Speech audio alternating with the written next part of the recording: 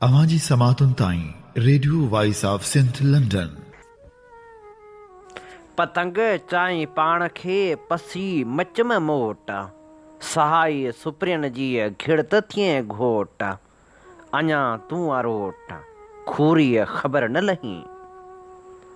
भलारे भिटदणी जे भलारे बैत सां मुझी आवाज़ मुसाफ़िर radio voice of Sindh London ता थी दुनिया जी कुंड कुड़छ ताईं जंहिं जंहिं माग ॿुधे पियो उन्हनि मिड़नी महिरबाननि खे सिक भरियो सलाम शाल क़बूल पवे। 18 मई 2025 आचार्य ॾींहुं प्रोग्राम सोच वीचार साण करे आऊं अवां जी ख़िदमत में हाज़ुर अवां जो पंहिंजो मेज़बान हबीब लगारी। प्रोग्राम जी शुरूआत में अवां लाइ इहा ई दुआ त शाल जे थो जो असुख सलामती सां हुजो, कॾहिं बि ॾुखियो ॾींहुं न ॾिसो ऐं कॾहिं बि अव्हां जूं मुर्कूं मेरियूं न थियनि। दुनिया जी कुंड कुड़छ में जिते बि रहो सिंध लाइ, सिंध वासियुनि लाइ ऐं दुनिया जे मज़लूम माण्हुनि लाइ जा खोड़ींदा रहो। शाल अव्हां जा ख़्वाब तबीरनि सां लाम लही सघनि। साईं मुंहिंजा सिंध खे वफ़ाक़ सदाईं घटि में घटि मनसूबा ॾींदो रहियो आहे ऐं जेके मनसूबा ॾींदा विया आहिनि उहे साल गुज़रण बावजूद बि मुकमिल थी न आहिनि सघिया। कराची में रेलवे सर्कुलर वारो मनसूबो हुजे या वरी सखर हैदराबाद मोटरवे वारो मनसूबो हुजे, हाणे त सखर हैदराबाद मोटरवे मनसूबे खे तरक़ियाती प्रोग्राम मां ख़ारिज करण वारियूं साज़िशूं बि थी रहियूं आहिनि। रिपोर्टूं ॿुधाइनि थियूं त वफ़ाक़ी सरकार हैदराबाद सखर मोटरवे मनसूबो सालियाने तरक़ियाती प्रोग्राम मां ख़ारिज करे छॾियो आहे, जंहिंखे क़ौमी असेंबली में बहस हेठि पिणु आंदो वियो आहे। सिंध तोड़े ॾखण पंजाब जे चूंडियल नुमाइंदनि सख़्तु एहतिजाज कंदे सरकार जे उन फ़ैसिले जी सख़्तु निंदा कंदे उनखे सिंध सां वरी नाइंसाफ़ी करार ॾिनो आहे। जेकॾहिं ॾिठो वञे त हैदराबाद सखर मोटरवे रिथा सिंध जो वाहिद मनसूबो आहे जेको उसूली तौरु एमरजेंसी बुनियादनि ते ठाहिणु घुरिजे हा, छाकाणि त उन सां रुॻो सिंध जे माण्हुनि खे न पर पंजाब जी आवाम खे पिणु वॾो फ़ाइदो रसंदो।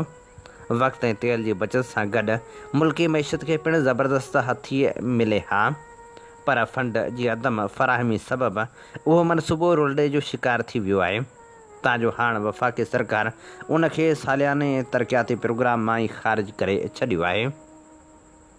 ज़रूरत इन ॻाल्हि जी आहे त वफ़ाक़ी हुकूमत हैदराबाद सखर मोटरवे रिथा जी अहमियत खे सम्झे ऐं उहो मनसूबो जल्द खां जल्द ॿीहर शुरू करे। फिनांसिंग जो बंदोबस्तु ऐं मनसूबे जे मुकमल थियण ताईं मुसलसल निगरानी यकीनी बणाई वञे त जीअं सिंध ऐं मुल्क जी तरक़ियाती ख़्वाहिशनि खे हक़ीक़त में तब्दील करे सघिजे। उन मनसूबे जी अहमियत उन करे बि वधी वञे थी छो त हीउ रस्तो मुल्क जे वापारी नेटवर्क खे मज़बूत करण में बुनियादी किरदारु अदा करे सघे थो। ओलह ऐं ओभर जे हिसनि खे मिलाईंदड़ हीउ रस्तो न सिर्फ़ु मक़ामी सनअतनि खे हाथी ॾेई सघे थो पर आलमी वापार खे पिणु वधाए सघे थो। उन सां गॾु इलाक़ाई कनेक्शन खे मज़बूत करण सां बरामदात में इज़ाफ़ो ऐं मुल्क जी इक़्तिसादी ख़ुशहाली खे पिणु हाथी मिलंदी। हिन मनसूबे जो जल्द मुकमिल थियणु सिंधी अवाम जे एतमाद ऐं क़ौमी तरक़ियाती सोच लाइ अहम आहे। वफ़ाक़ी हुकूमत खे सिंध सरकार सां गॾिजी हिन अहम मनसूबे खे जल्द मुकमिल करण ते ध्यानु ॾियणो पवंदो त जीअं इलाक़ाई तरक़ी खे यकीनी बणाए सघिजे। हिन मनसूबे खे काराइतो बणाइण लाइ जदीद टेक्नोलॉजी, मुसर इंतिज़ामी पॉलिसियूं ऐं सरमाएदारी जे मनसूबनि ते अमल करणु इंतिहाई ज़रूरी आहे। जॾहिं त पंजाब में मोटरवे जो ॼार तेज़ी सां पखिड़िजी रहियो आहे, सिंध में तरक़ियाती मनसूबनि जी फंडिंग जी खोड़ सबबि माण्हुनि में हिकु वाज़िह फ़र्क़ जो अहसासु जनम वठी रहियो आहे, जंहिंजो सदेबाब करणु उन लाइ बि निहायत ज़रूरी आहे त दुश्मन क़ुवतूं जंगी मुहाज़ तां शिकस्त खाइण खां पोइ पंहिंजे नापाक मक़सद जी तकमील लाइ उन कमज़ोरी जो फ़ाइदो वठी सघनि थियूं। इहा न रुॻो अफ़सोस ऐं अचरज वारी ॻाल्हि आहे पर उन ते बेहद गणती जो बि इज़हार करे सघिजे थो त तारीख़ जा तलख़ तजुर्बा असांजे साम्हूं हुजण जे बावजूदि हितां जा हुक्मरान पंहिंजे रवैयनि ते नज़रसानी करणु तअसुब वारी सोच मां ॿाहिरि निकिरी वफ़ाक़ जी मज़बूती लाइ कुझु बि करण लाइ तयारु ॾिसण में नथा अचनि। उहे पंहिंजे रवैयनि में अॼु बि गुज़िरियल सदी वारा हुक्मरान ई आहिनि जिन वटि वफ़ाक़ी इख़्तियार हुजण जे बावजूदि बि उन्हनि नंढनि सूबनि खे पुठिते रखी रुॻो हिकु सूबे जी तरक़ी लाइ कमु कयो, जंहिंजो नतीजो इहो निकितो त मुल्क सियासी बुरहाननि में फासी पियो। सूबाई तअसुब वधण सबबि वफ़ाक़ कमज़ोर थियणु लॻो, जंहिं सबबु इस्लामी दुनिया ऐं पाकिस्तान जी पहिरीं वज़ीर अज़म औरत मुहतरमा बेनज़ीर भुट्टो खे इहो चवणो पइजी वियो त लाड़काणे ऐं लाहौर में फ़र्क़ु आहे। मुल्की सलामती ऐं वफ़ाक़ जी मज़बूती लाइ इहो फ़र्क़ु ख़तमु थियणु घुरिबो हो, जेको बदक़िस्मती सां ख़तमु थियण बदिरां अॼु बि बरक़रार आहे। उन जो कारण बसि रुॻो इहो ई आहे त सूबनि खे बराबरी जा हक़ ऐं ख़ुदि मुख़्तियारी ॾियणु। हिकु सूबो जेको पाण खे ॿिनि सूबनि जो वॾो भाउ सम्झे खेनि पंहिंजे तसलत हेठि रखंदो पियो अचे, जॾहिं त हालतूं हाणे ॿिन्ही तब्दील थी चुकियूं आहिनि, जंहिंजे नतीजे में दुनिया में उथल पुथल बर्पा थी चुकी आहे ऐं केतिरा ई मुल्क भञ-डाह जो शिकार थी तबाही जे किनारे ते पहुची चुका आहिनि। उन इम्कानी भञ-डाह खां बचण लाइ ज़रूरी आहे त वफ़ाक़ में शामिल समूरनि सूबनि खे बराबरी वारी दीद सां ॾिठो वञे ऐं हर क़िस्म जे तअसुब ऐं तासिर खे ख़तमु कयो वञे। इहो तॾहिं मुमकिन आहे जॾहिं असांजा हुक्मरान पंहिंजे रवैयनि ते नज़रसानी करे सूबायत वारी महदूद ज़हनियत मां ॿाहिरि निकिरी ईंदा ऐं जदीद घुर्जनि पटांदड़ मुल्क खे अॻिते तरक़ी तरफ़ वठी वेंदा। अवां जी समातुनि ताईं radio voice of Sindh London. हीअं ॿुधी रहिया आहियो radio voice of Sindh London. अवां जी ख़िदमत में प्रोग्राम पेश कयो पियो वञे सोच वीचार जे हिन सफ़र में आऊं अव्हां सां मुखातिब आहियां पंहिंजो मेज़बान हबीब लगारी। साइमुजा सिंध में अगवा जूं वारदातूं वधी वियूं आहिनि। ईअं थो महसूसु थिए त ॼण ॾोहनि जे एक्सीलेटर ते किन अणॾिठल कुवतनि जो पेर हुजे ऐं उन सूरतहाल खे वेतर गंभीर सिंध जे मुंतज़मीन जी लातालुकी बणाए रही आहे। मुंतज़मीन जी इंतिज़ामी एजेंडा में कानून जी अमलदारी नज़र नथी अचे। अमलदारी त परे जी ॻाल्हि, हिते कानून जो को ॾस पतो कोन्हे। लॻे ईअं थो त रियासती कानून खे धाड़ेलनि ऐं ॾोहारियुनि अॻवा करे वरितो आहे। इहो असां इन करे था चऊं त कानून जे मौजूदु हुजे हा त उन जो फ़ौलादी हथ ज़रूरु हरकत में अचे हा। अॻवान जे हवाले सां ताज़ी ख़बर इहा आहे त ॾहरकी वासी 2 ॼणा कंदकोट वञण बाद अॻवा थी विया आहिनि, जिन जे भुंग जी रक़म 2 करोड़ तलब कई वई आहे। अहिड़ी ॿी ख़बर आहे त ख़ैरपुर वासी ड्राइवर खे घोटकी मां अॻवा कयो वियो आहे ऐं उन जी आज़ादी एवज़ 2 लख रुपया भुंग तलब कयो वियो आहे। ॾोहनि जो अजगर फ़ील मस्त सॼी सिंध पंहिंजनि पेरनि सां लताड़े उजाड़े रहियो आहे, पर मजाल आहे जो मुंतज़मीन उनखे पंहिंजे इख़्तियार लाइ चैलेंज इंतज़ाम में का मुदाख़लत सम्झनि। ॼण उनखे भूअं भेलण जी का मशरूत इजाज़त मिलियल हुजे। ॾोहनि जे उन फ़ील मस्त खे छेक छॾे सिंध जे माण्हुनि ते एसाबी ऐं नफ़सियाती जंग मढ़ी वई आहे त जीअं उन ख़ौफ़ ऐं गैर यकीनी जे माहौल में ॿियो कुझु न सोचनि। सिंध जी साञा ऐं शऊर जी बदख़्वाह क़ुवतनि जे फितूर जे फैक्ट्रियुनि में तयारु थियल मक़ामी प्रोडक्ट उनजो ज़िम्मेवारु आहे, जेको उन गुरड़ पखी वांगुरु आहे, जंहिं हाणे पंहिंजा ई बचा खाइणु शुरू कया आहिनि। धारिया त धुरिया ई धारिया आहिनि, पर पंहिंजनि बि ॼण त पोइ ते न रहण जो कसम खाधो हुजे।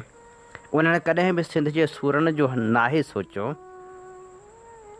समूरी क़बीलाई दहशतगर्दी, भुंग ख़ातिर अॻवा, औरतुनि जे क़त्ल समेत ॾोहनि जे राकास जो जंहिं तोते में साह आहे, उन तोते जो नालो आहे भूतार, जंहिंखे उर्फ़ आम में अशराफिया चइजे थो।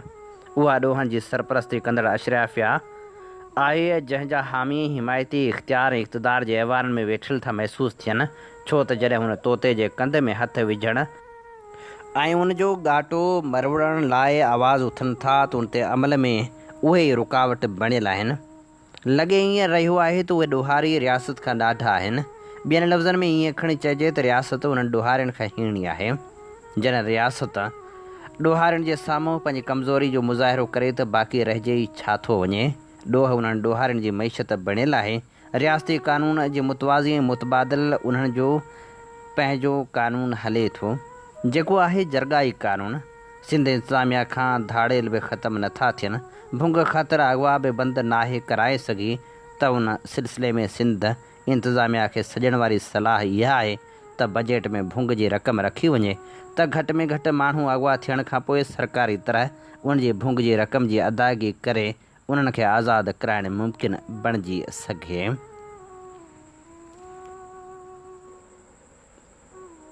सिंध जे क़ौमपरस्त अॻवाननि, वकीलनि ऐं सञाह वंदनि सिंध जे पाणी ते लॻंदड़ धाड़े ख़िलाफ़ 5 आलमी माहिर जी कमेटी जोड़े 100 सालनि जो हिसाब ॾियण जो मुतालबो कंदे कारपोरेट फार्मिंग खे रद्द करे समूरियूं ज़मीनूं बेज़मीन हारियुनि खे ॾियण जो मुतालबो कयो आहे। हिकु ॾींहुं अॻु सिंध यूनाइटेड थिंकर फोरम पारां दरिया बचायो तहरीक जे मुस्तक़बिल जे हवाले सां सेमिनार कोठायो वियो हो, जंहिंमें अहिड़ो मुतालबो कयो वियो। SUP जे सदर सैयद ज़ैन शाह चयो त जदोजहद जो पहिरियों फेज़ हो। 3-4 जायुनि तां रोड बंदि कयासीं। इंडस हाईवे ते ॿारनि लठियूं खणी रस्ता बंदि करणु शुरू कया। कैनालनि जे पोयां रियासत सियासतदान वज़ीर अज़म हाउस ऐवान सदर मुलविस आहिनि। बुराई जो बुनियादु SIFC आहे। हिकु भेरो ॿीहर सूबनि जो मिल्कियतूं कुझु माण्हुनि जे कंट्रोल में ॾियण जी रिथाबंदी थी रही आहे। असां 2022 खां उन ॾींहं खां गोड़ करणु शुरू कयो जॾहिं सिंध सरकार पंहिंजा एग्ज़ेक्टिव पावर फिटा कया। इलेक्शन वक़्तु बि असां एहतिजाज में हुआसीं। SIFC अगस्त 2023 में पास थियो ऐं ग्रीन इनिशिएटिव उन जो बचो आहे। इंडस बेसिन इरिगेशन सिस्टम असांजो आहे। अव्हां असांजो हक़ु हड़प करियो वेठा आहियो। 40 मिलियन जे प्रोजेक्ट में बि शार्ट फॉल आहे त उनखे 50 मिलियन एकड़ फुट ताईं जे मनसूबनि ते कीअं पिया खणी वञो। जेकॾहिं ईअं थी वियो त सिंध जो मौजूदा कैनाल सिस्टम ख़तमु थी वेंदो। उन सूरतहाल में जेको बचंदो उहो हीअ सहूलियतकार पी वेंदा। हीअ पंहिंजूं ज़मीनूं आबाद कनि पिया, पर ॿेलनि ते बि कब्ज़ा करे आबाद कनि पिया। उनजी हवस जी का हद न आहे। कैनाल ठहिया, कारपोरेट फार्मिंग थी त हैदराबाद ऐं कराची खे पीअण जो पाणी कोन मिलंदो। हिकु कैनाल में पाणी पहुचाइण लाइ कैनाल ते 6 लख फ़ौज बीहारणी पवंदी। कहिड़ी तरह रियासत पिया हलायो, असांजे डेल्टा जे ख़ात्मे जी तरफ़ पिया वञो।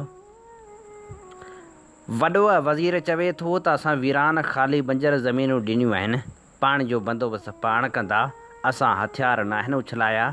असांजो प्रोग्राम आहे त ईंदड़ वक़्त जी जदोजहद में गुलेल बि न हले, पर नई नस्ल जो मूड ॿियो अथव। कराची बार जे सदर आमिर वड़ाइच चयो त 6 किनारनि जो इशू हलियो त सभु एहतिजाज करे रहिया हुआ। बबरलो में खीसे जो 1 रुपयो बि ख़र्च न थियो।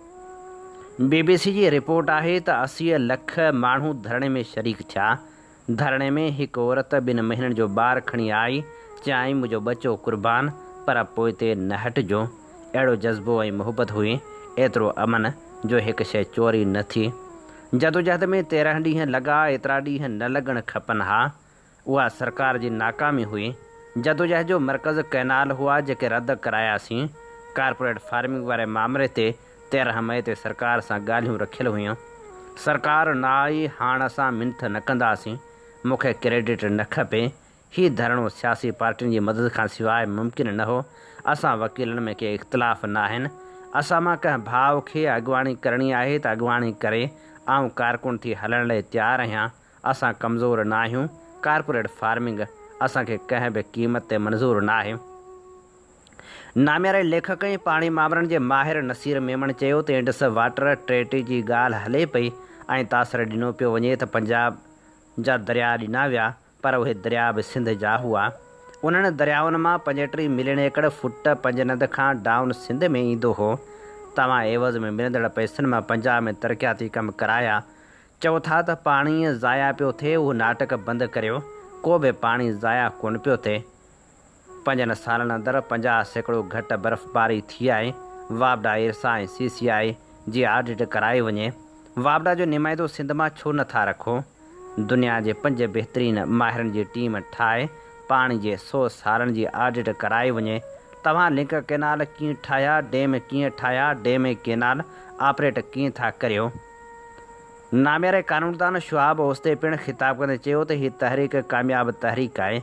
अवामी ताक़त ज़रिए तस्लीम करायो वियो त कैनाल गैर क़ानूनी गैर आइनी आहिनि।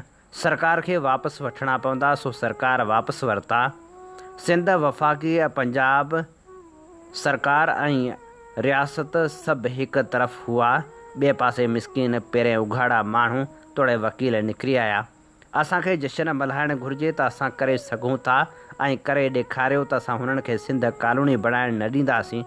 असांखे क़तई तौर ते कारपोरेट फार्मिंग क़बूल न आहे।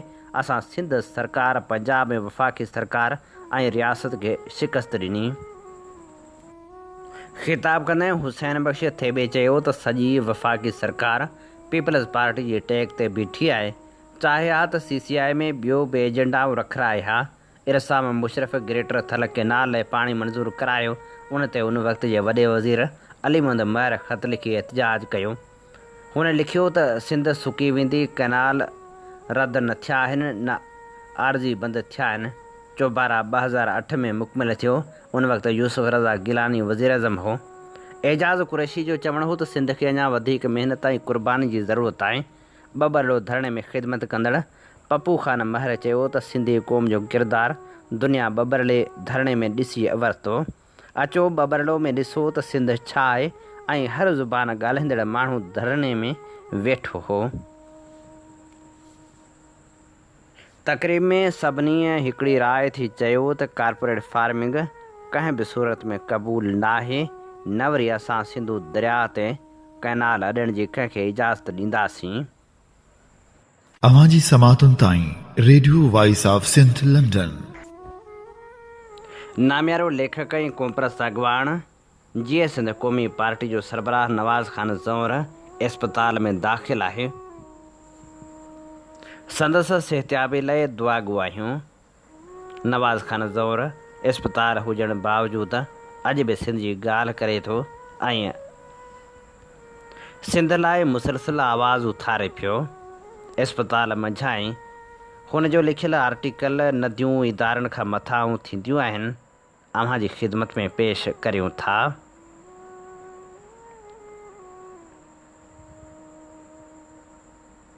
ही न कंहिं इदारे जो मामिलो आहे, न अक्सरियत ऐं अक़लियत जो सुवालु आहे ऐं न ई मिल्कियत या विर्छ जो मसइलो आहे। हीअ सौ सिधो वजूद जो सुवालु आहे। हीअ रुॻो हिकु दरिया या नदीअ जे वजूद जो न, उन सां लाॻापियल समूरियुनि ज़िंदगियुनि, जीवत ऐं सभिनी वजूदनि जो गॾियल सुवालु आहे। जिते ज़िंदगी जी ॻाल्हि हूंदी आहे, वजूद जे वण जो सुवालु हूंदो आहे, उते अक्सरियत ऐं अक़लियत जो ॻाढ़ेटो, अददी ताक़त या काई इख़्तियारी बेमाना थी पवंदी आहे। आसमान हेठां हिन धरती जे सीने ते जेकॾहिं काई शइ सभ खां उत्तम ऐं अवलियत रखंदड़ आहे त उहो वजूद जो सदा साव वण आहे। ज़िंदगी जी नदी आहे, पोइ भले त उहा कंहिं निहायत निडड़े जीव जी ज़िंदगी हुजे। निबातात, चुरंद पुरंद, पखिड़ा, आबी, साहवारा या हैवानात हुजनि, या माण्हू तोड़े दरिया जी ज़िंदगी हुजे। हीअ बि सिंधु दरिया जे वजूद जो सुवालु आहे। हिकु नदी जी सदा वहंदी ज़िंदगी जो सुवालु आहे। उन करे कंहिं इदारे, इख़्तियारी, अददी अंग, कंहिं मुल्की आइन, हुकूमत रियासत खां मथां मामिलो आहे। कंहिं दरिया खे इदारनि जे फ़ैसिलनि सां वंगे नथो सघिजे, पोइ उहे फ़ैसिला जबरी हुजनि, हिकु तरफ़ा हुजनि या गॾियली छो न हुजनि। वजूदी सवाल खां धार थी दरियाउनि बाबति फ़ैसिला नथा करे सघिजनि। नदियूं इदारनि खां मथाहियूं ऐं बालातर थींदियूं आहिनि। समूरी फितरत खे समाज मथां हिकु ख़ासि क़िस्म जी मथ भराई हासिलु आहे। हितां खां असांजो नुक़्ते नज़र बदिलजी वञे थो ऐं उहो महज़ पाण जे हिसे पती, विर्छ या मालिकी वारे सुवाल जे सतह खां मथां थी हिकिड़ो घणतरफ़ो ऐं तमामु वॾो लकाउ थी उभिरे थो। हिकु अहिड़ो वसी लकाउ जंहिंमें दरिया जे कुदरती वहिकरे में लाथ, हुनजे मुंदवार फितरी वहिकरे जी ख़ुदकार सरिश्ते में हथरादो तौरु पैदा कयल हेठि मथां ई खलल हयातियाती गुनागुनी, जीवत चकर, माहौलियात, फितरत, छोड़, तमर जा ॿेला, साहिलनि जी बेहक, छोड़ वारनि दरियाई ऐं सामुंडिकनि कपरनि जे ज़मीनी खाद, मुंदवार ऐं मौसमी असर ऐं बदिलाव, मामूल खां हटियल सामुंडकी चाड़ जूं हाञेकारियूं, मुआशी तबाहियूं, मच्छनि जे मुख़्तलिफ़ जिन्सनि जो ख़ात्मो ऐं ॿियनि नागुज़ीर ऐं अणटर हाञनि ऐं मोतमार अंसरनि जो उभरणु शामिलु आहे, जेको धरती जे हिन लाॻापियल टुकरे ऐं उन ते मौजूदु समूरी हयात ऐं ख़ुदि दरियाई वजूद ते निहायत भयानक ऐं काथे खां ॿाहिरि अणगणिया नुक़सानकार असर पैदा करे थो। हीअ अहिड़ा घण पासावां, तमामु वसी ऐं अथाह नुक़सान, हाञेकारियूं ऐं तबाहियूं आहिनि जिन खे कंहिं बि तौरु नज़रअंदाज़ करे नथो सघिजे। जॾहिं तबाहियूं ऐं हाञेकारियूं एॾे वॾे पैमाने ते उभार नाकारी असर पैदा करण जहिड़ियूं हुजनि तॾहिं हुन सॼी तबाही मां निकिरण लाइ हल पिणु एॾा वॾा ऐं उन सितह जाइ ॻोल्हण जी ज़रूरत पवंदी।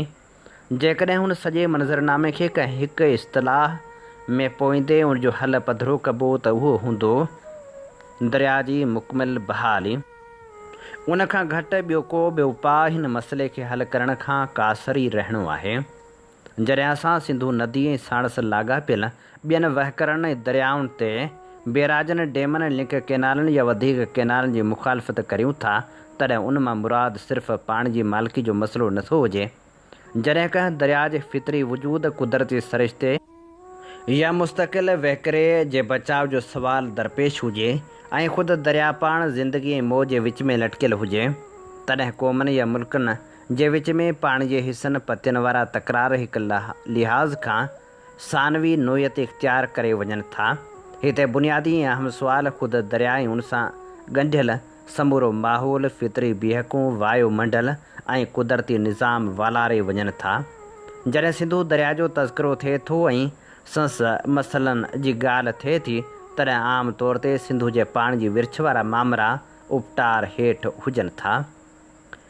आम तासर इहो हूंदो आहे त सिंध ऐं पंजाब जे विच में पाणी जी विर्छ बाबति मौजूदु तकरार हल थी विया त ॼण के सॼो सारो मसइलो हल थी वियो।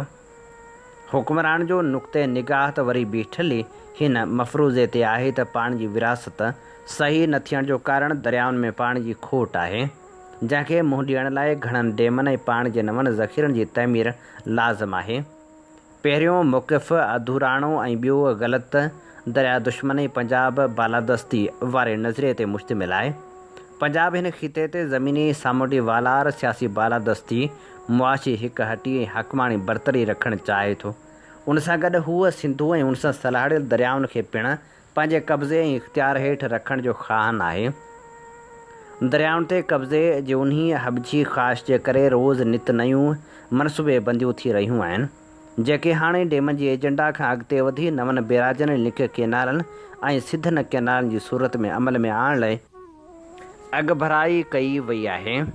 केनालनि जी शिकल में हीअ अॻभराई कब्ज़े जो एतिरे क़दुरु पधरे पट ऐं शदीदी इज़हार आहे जो हर माण्हू उन जे असल मक़सदनि खे सफ़ा चिटी रीत सम्झी रहियो आहे त दरिया ते पंजाब जे दाइमी कब्ज़े लाइ कीअं न पाणी जा वहिकरा मोड़िया पिया वञनि जंहिंजे ख़िलाफ़ु सिंधी क़ौम जी अवामी जदोजहद उभरी साम्हूं आई आहे। हीअ 1983 वारी MRD तहरीक तोड़े उन खां पोइ उभरंदड़ समूरियुनि तहरीकनि खां वॾी ऐं वसी तहरीक आहे जंहिंमें सिंध जा सभु पिरत शरीक आहिनि। हिन जदोजहद जे नतीजे में हुक्मरान हिन मामले खे गॾियल मुफ़ादनि वारी काउंसिल में खणी विया आहिनि जंहिं बाद CCI जी इजलास में चयो वियो आहे त क़ौमनि जे गॾियल रज़ामंदी खां सवाइ के बि नवां केनाल न ठाहिया वेंदा। इजलास जे सॼे पधरनामे में ज़ूमाना ऐं मुबहम ॿोली इस्तेमालु कई वई जंहिंसां हिकु पासे केनाल मुखालिफ़ तहरीक खे थधे करण जी कोशिशि कई वई आहे ऐं ॿिए पासे केनालनि ठाहिण जी घटी पिणु खुलियल रखी वई आहे। हिते हुक्मरान मुबहम फ़ैसिला कंदा आहिनि मफ़रूज़ा उभारींदा आहिनि ऐं पोइ वरी पाण उन्हनि जूं तशरीहूं करे मनपसंदि मानाऊं कढंदा आहिनि। अहिड़ी रीति जिन खे हुक्मरान पंहिंजे पसंदीदा तावील तहत सूबा कोठनि था जे राज़पे जो मतिलबु सूबाई हुकूमतनि जी रज़ामंदी आहे। सहे जी खल जहिड़ियूं सूबाई हुकूमतूं केतिरनि ई मसइलनि ते खिल जहिड़ियुनि रज़ामंदियुनि जी चङी ख़ासी तारीख़ रखनि थियूं। जेकॾहिं PPG ही सिंध हुकूमत या सुभाणे जी काई बि हुकूमत कंहिं बि दरिया दुश्मन रिथा ते पंजाब सां राज़ीनामो ठाहे वठे थी त छा उन जे ईअं करण सां उहा रिथा जाइज़ थी पवंदी या सिंधी क़ौम उनखे क़बूल कंदो? बिल्कुलु बि न, कते बि न। हीअ ॻाल्हि सम्झण में का बि अरबी फ़ारसी कान्हे त फ़ैसिले साज़ी जो तालुक़ु रियासती जोड़जक ऐं हुकूमती निज़ाम सां हूंदो आहे। कंहिं ममलकत जो जहिड़ो हुकूमती निज़ाम रियासी जोड़जक ऐं जेकॾहिं तालुक़दार ममलकत घण क़ौमी आहे त उनमें शामिल क़ौमनि जे विच में जहिड़े क़िस्म जे मुफ़ादनि जी बीहक बाहिमी हैसियत इख़्तियारनि ऐं हक़नि जी नोयत ऐं फ़ैसिले साज़िन में हिसेदारी ऐं इदारती नुमाइंदगी जो तनासुब वग़ैरह हूंदो अहिड़े क़िस्म जा ई फ़ैसिला थींदा। उन सिलसिले में ही वफ़ाक़ अण बराबरी नाहमवारी ऐं नाइंसाफ़ी जो हिकिड़ो आला मिसाल आहे तंहिं करे फ़ैसिलनि जी नोयत ऐं कहिड़े क़िस्म जा या अमूमन कंहिंजे मुफ़ादनि वटां फ़ैसिला कया वञनि था उहो को इसरार या भेद न रहियो आहे। उन सूरतहाल में सिंधु नदी साणस ॻंढियल दरियाउनि जे बारे में फ़ैसिलनि जो इख़्तियार CCI तोड़े वफ़ाक़ी हुकूमत जे हवाले नथो करे सघिजे, न वरी कंहिं सूबाई हुकूमत जे उन साज़बाज़ में शिरकत खे क़ौमनि जी रज़ामंदी जो नालो ॾेई सघिजे थो। सिंधु नदी जो मामिरो केतिरनि ई रुखनि में पखिड़ियल आहे। उन्हनि सभिनी रुखनि मां सभ खां अहम ॻाल्हि सिंधु तोड़े उनजे भरतू नदियुनि जी बहाली आहे। सिंधु जे भरतूअ नदियुनि जी बहाली मां मुराद पिणु उन्हनि जे कुदरती वहिकरण जी रवानी ऐं पंहिंजे छोड़ ताईं पहुचे रसाई आहे। अहिड़ी रीति सिंधु दरिया जे मुकमिल बहाली बि आहे, जंहिं लाइ ICU सुमेत दरियाउनि जे बचाव लाइ कमु कंदड़ आलमी इदारनि जे सहकार मदद ऐं संदनि तजवीज़नि जी रोशनी में घण पासां क़दम खयां वञनि। यादि रहे त सिंधु दरिया जी बहाली में मथे शुरू में ॼाणायल मुस्बत असरनि ऐं हाकारी अंसरनि जी वाध वीज तमामु अहम हैसियत ऐं बुनियादी नोयत रखे थी, जंहिंमें दरिया जी बहाली असल में हयातियाती गुनागुनी जीवत चकर माहौलियात ऐं पाणी जे मुस्तक़िल छोड़ फितरती मंडल जे फेरेवार रचाव ऐं पाण भरी कुदरती वजूद में घेरियल इस्म आहे। अवां समातुनि ताईं radio voice of Sindh London. पाण इहा रीति चङी रीति ॼाणूं था त सिंध खे हींअर मुस्तक़िल क़ौमी इतिहाद जी ज़रूरत आहे जो सिंध दुश्मन मनसूबनि ख़िलाफ़ गॾिजी जदोजहद कजे। इन्हीअ मौज़ू ते अॻु में बि असां अव्हां जी ख़िदमत में ख़ूबसूरत लेखक हुसैन सारंग जो लेख पेश करियो हो। अॼु पिणु असीं अव्हां जी ख़िदमत में ख़ूबसूरत लेख पेश करियूं था। सिंध जी हाणोकी सूरतहाल में सिंध दोस्त माण्हुनि जी ख़्वाहिश आहे त सिंध जो सगारो क़ौमी इतिहाद हुजणु घुरिजे। हा, पर हीअ बि हक़ीक़त आहे त को बि कमु सिर्फ़ु सुठे सॾु करण सां नाहे थींदो। ख़्वाहिश जो इज़हार करे घर वेहण सां मक़सद नाहिनि मिलंदा। उन लाइ घुरिबल कोशिश करणी ऐं क़ुर्बानी ॾियणी पवंदी आहे। सिंधियत जी अज़मत जे इनकारनि जो माण्हुनि लाइ हुलायल आहे त हू मुनज़म ऐं मुतहद थी का सघारी हलचल हलाए घुरिबल नतीजा हासिल करे न सघिया आहिनि। इहो सच आहे त पाण अञा ज़रई समाज में असर ऐं रिवायती क़बीलाई सोचनि मां निकिरी न आहियूं सघिया। सिंधी माण्हुनि में मसाइब साड़ कीनो कदूरत ऐं ॿिया नाकारी रवैया पाण ते मढ़ियल डिघी क़ौमी ग़ुलामी जा उघरा असर आहिनि। अहिड़नि नाकारी रवैयनि ऐं कुदरतनि जे करे पाण अञा घुरिबल क़ौमी हदफ़ हासिल न करे सघिया आहियूं। हा, बाक़ी ईअं बि बिल्कुलु न आहे त पंहिंजे क़ौमी हलचल खे नतीजा न ॾेई सघी आहे। पाण खे मायूस थियण बदिरां माण्हुनि में उमेद एतमाद भरवसो इतिहाद ऐं उत्साह पैदा करिणो आहे। पंहिंजे क़ौमी जाखोड़ खे लोए सिर्फ़ु वॾियूं कढण सां माण्हुनि में मायूसी पैदा थींदी आहे। नाकामियुनि सां गॾु कामयाबियुनि ऐं ख़ामियुनि सां गॾु ख़ूबियुनि जो ज़िक्र करणु ज़रूरी आहे।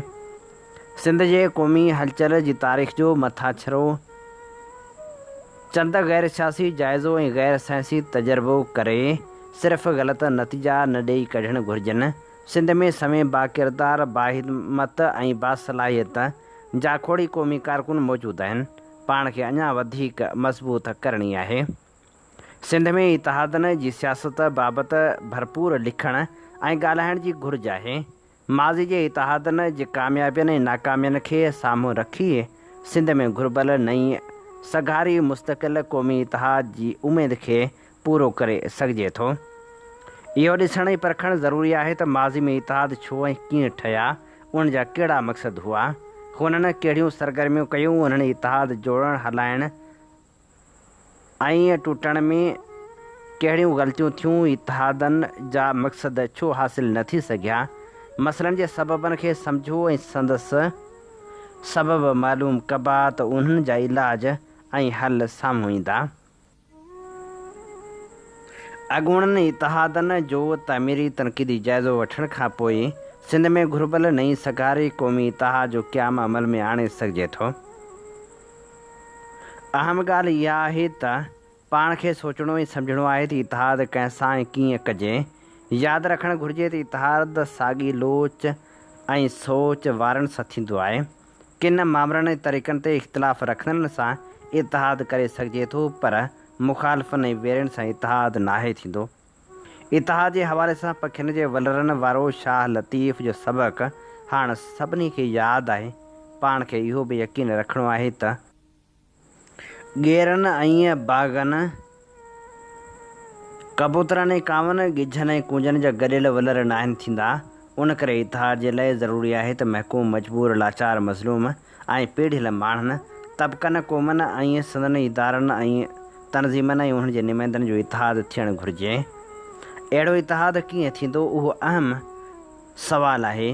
उन लाइ पाण अहिड़नि माण्हुनि खे अॻिते अचिणो पवंदो जेके घुरिबल नई सगारी क़ौमी इतिहाद जे क़याम जा ज़रूरतमंद ऐं सदड़िया आहियूं। हिन बाबति कुझु अमली तजवीज़ूं पढ़ंदड़नि ऐं ॿुधंदड़नि आॾो पेश कजनि थियूं। नंबर 1, असां पंहिंजे तनज़ीमी इदारनि ऐं नुमाइंदनि आॾो वज़नाइतो नमूने हीअ ॻाल्हि रखूं त सिंध जे क़ौमी मसइलनि जो हल सिंध जी गॾियल तनज़ीमी इतिहाद में ई शामिलु आहे। नंबर 2, पाण खे क़बीलाई, नस्ली ऐं इंतिहा पसंदि फ़िरक़े वारियत खां परे परे को सॾे त सोचणो ऐं लुचणो आहे। ज़ात पात ऐं क़बीले जे बुनियाद ते जोड़ियल तनज़ीमूं ऐं इतिहाद घुरिबल नतीजा न ॾेई सघंदा आहिनि। नंबर 3, अहिड़ो माहौल जोड़िजे जंहिंमें सिंध जी क़ौमी सोच रखंदड़ सियासी जमायतुनि ऐं समाजी तोड़े अदबी तनज़ीमूं गॾिजी घुरिबल नई सगारी क़ौमी इतिहाद जो क़याम अमल में आणे सघनि। इतिहाद में अहिड़ियुनि सियासी जमायतुनि ऐं समाजी तोड़े अदबी तनज़ीमनि खे शामिलु कयो वञे जेके सिंधी क़ौम जे क़ौमी मामलनि ऐं मसइलनि ते थोरे फ़र्क़ सां साॻी सोच रखंदड़ हुजनि। सिंधी क़ौम जे अलॻि क़ौमी वजूद जे इनकारी जमायतुनि, तनज़ीमनि, धुरियुनि ऐं फ़र्दनि खे इतिहाद में शामिलु न कजे। नस्ल परस्ती, मज़हबी इंतिहा पसंदी, धारी आबादकारी, जागीरदारियत, ज़मीनी वलार, इंसानी हक़नि जे लताड़ ऐं सिंधु दरिया जे पाणी ते धाड़े ख़िलाफ़ मुस्तक़िल इतिहाद जी जमहूरी जोड़जक कजे। इतिहाद जी जोड़जक ऐं जाखोड़ रिवायती इक़्तिदारी इतिहादी वारी न हुजे। सभिनी जमायतुनि ऐं संदनि नुमाइंदनि खे हिकु जहिड़ा हक़ ऐं इख़्तियार हुजणु घुरिजनि। फ़ैसिले सां इदारती तनज़ीमी तरीक़नि सां कई वञे।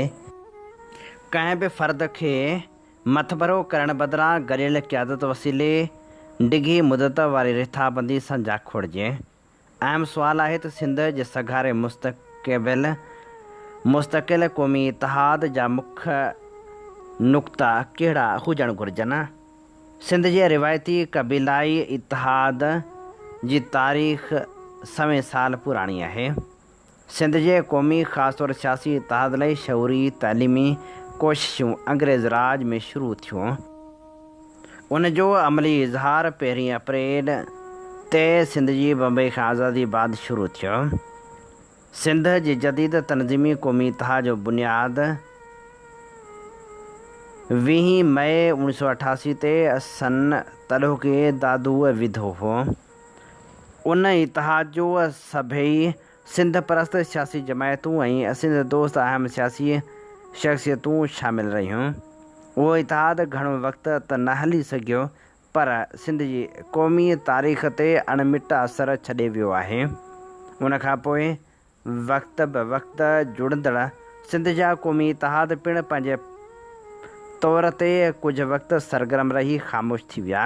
हिन वक़्तु पिणु कुझु इतिहाद पंहिंजे पर में कमु करे रहिया आहिनि। उन्हनि इतिहादनि में के इतिहाद के वरी कंहिं कुदरती फ़िक्री इतिहाद तौरु आहिनि। उन्हनि इतिहादनि हुजण बावजूदि हिकु वसीअ मुस्तक़िल नज़रियाती इतिहाद जी ज़रूरत महसूसु कई पई वञे। अहिड़े इतिहाद जे क़याम लाइ गहरी सोच वीचार जी घुरिज आहे। सिंध दोस्त, तरक़ी पसंदि, पोहरियत दोस्त, क़ौम परस्त दानिश्वरनि ऐं क़ौमी कारकुननि खे हिन अहम क़ौमी मामले ते पंहिंजा वीचार वंडण घुरिजनि। हिन हवाले सां मां लिखंदो ऐं मुख़्तलिफ़ फ़ोरमनि ते ॻाल्हाईंदो रहियो आहियां। मूं इतिहादनि जे अभ्यास जाइज़े छेद तजिए खां पोइ पंहिंजे तजुर्बे ऐं इतिहाद जो इदराक कयो आहे। जाखोड़ जा अहम नुक़्ता। सिंधु दरिया जे पाणी बाबति सिंध पंजाब जे 1945 वारे ठाह ते अमल कराइणु। सिंधी ॿोली खे क़ौमी ॿोली मञराए रियासती ऐं हुकूमती वाहिपे में किताब आणणु। सिंध मां धारी आबादकारी जे ख़ात्मे लाइ सियासी जाखोड़ करणु। सिंध जे ज़रई मैदनी सनअती ऐं कुदरती वसीलनि ते क़ानूनी तौर सिंध जी मिल्कियत मञराइणु। दुनिया जे सभिनी क़ौमनि ख़ासि करे सिंधी क़ौम जी क़ौमी ख़ुदि इरादियत हासिलु करण लाइ कोशिशूं करणु। खंभे गुम कयल क़ौमी कारकुन जी आज़ादी लाइ जाखोड़णु। सरदारी निज़ाम जे ख़ात्मे सेक्युलर सिंध जे क़याम लाइ अमली कोशिशूं करणु। हीअ असीं अव्हांजी ख़िदमत में पेश करे रहिया हुआसीं सारंग जोए जो लिखियलु लेख। इन ते ई प्रोग्राम सोच वीचार पंहिंजी पुॼाणी ते पहुचे थो। पंहिंजे मेज़बान हबीब लगारी खे न साॻी दुआ सनींदा इजाज़त। वसे भिट तुंहिंजी भलारा सदा सदा देस परदेस सारा वसन। कॾहिं सींद सिंधी न मेरी थिए कॾहिं मोड़ कंहिंजा न मुरझाए अचनि। अवां जी समातुनि ताईं radio voice of Sindh London